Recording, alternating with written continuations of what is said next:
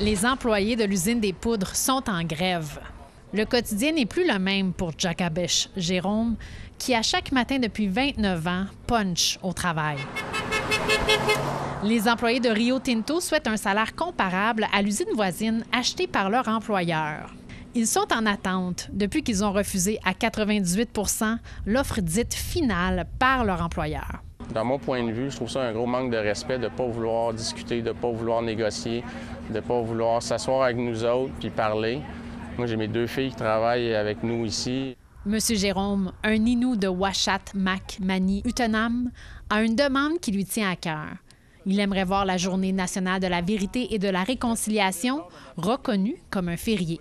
Nos parents, ma mère, mes oncles, mes tantes ont été dans les pensionnats.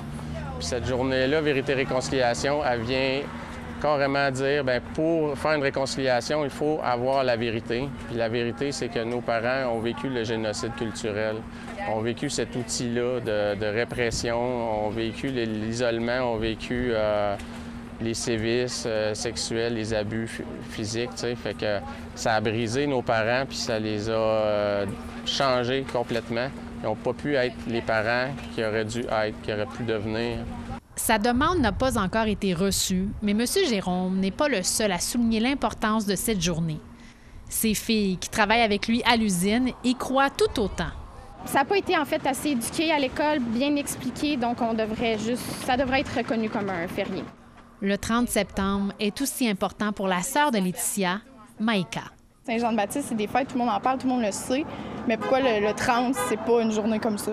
Force, solidarité, respect! La grève touche des employés avec une histoire comme celle de cette famille.